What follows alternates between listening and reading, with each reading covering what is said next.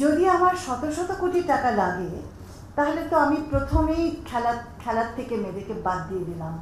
এতদিনের নির্বাচন পর্যবেক্ষণের অভিজ্ঞতার পরিপ্রেক্ষিতে একটা জিনিস উপলব্ধি করেছি, জানি এখানে কেউ সেটাতে দ্বিমত পোষণ করবেন না। যদি কোনো বিষয় মেয়েদের অংশগ্রহণের পথে অন্তরায় হয়ে থাকে, কোনো কিছু যদি মেয়েদের রাজনৈতিক ক্ষমতায়নের পথে, নির্বাচনী ক্ষমতায়নের পথে অন্তরায় হয়ে থাকে, তাহলে দুটো জিনিস কাজ করেছে খুব গুরুত্বপূর্ণভাবে। একটি হচ্ছে অর্থ, আরেকটি হচ্ছে সহিংসতা, অর্থাৎ পেশি শক্তি মোকাবেলা। এটাতে বিস্তর আজকে যাওয়ার বিষয় নয়। এটাও আমরা জানি যে নির্বাচন আয়োজন করতে গেলে হাজার হাজার কোটি টাকা লাগে এবং নির্বাচনে যারা অংশগ্রহণ করেন তাদেরও শত শত কোটি টাকা লাগে। এবং এটা সেই শুরুর থেকে কি করে এই জায়গাটায় এলো, এটা কিন্তু একটা বিশ্লেষণের জায়গা। যদি আমার শত শত কোটি টাকা লাগে তাহলে তো আমি প্রথমেই খেলার থেকে মেয়েদেরকে বাদ দিয়ে দিলাম। এমনকি কিছু কিছু গোষ্ঠী আছে যারা কখনোই এই নির্বাচনে আসতে পারবে না, কারণ তাদের সেরকম অর্থায়ন কখনো হবে না। এটা তো একটা বিষয়।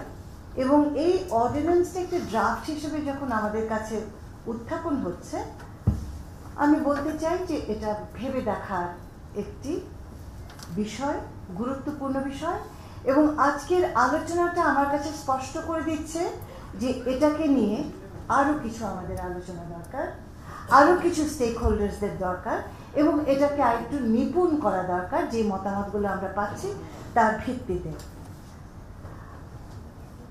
দ্বিতীয় যে জিনিসটা আমি বলছি, অর্থাৎ এটার একটা খুব স্ট্র্যাটেজিক একটা প্রয়োজনীয়তা আছে এই ধরনের পলিসি।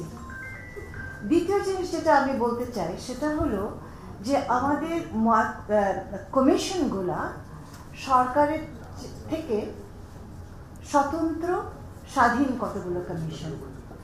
সেখানে আমার এত বছরের অভিজ্ঞতা দিয়ে কথা বলারও জায়গা সত্যি নেই, কারণ ওই জায়গাটিতে যারা বিশেষজ্ঞরা আছেন, যারা রাষ্ট্রের বিশেষজ্ঞরা আছেন, যারা নাগরিক সমাজ আছেন, যারা রাজনৈতিক দলের প্রতিনিধিরা আছেন, তাদেরকে নিয়ে ওই আলোচনার ভিত্তিতে এই কমিশনগুলো কাজ করেছে।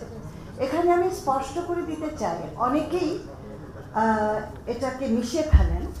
কমিশন একটি আলাদা বিষয়, তাদের মতামতটা তারা একটি স্বচ্ছতার জায়গায় বহু স্টেক হোল্ডারদেরকে নিয়ে আয়োজন করেছেন, এটা সরকারের মতামত নয়।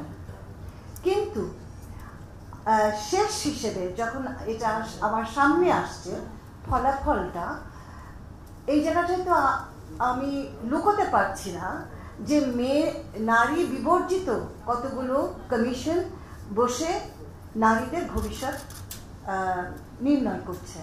সেই জায়গাটায় নারী ও শিশু মন্ত্রণালয় থেকে আমিও ভীষণভাবে অস্বস্তি করছি।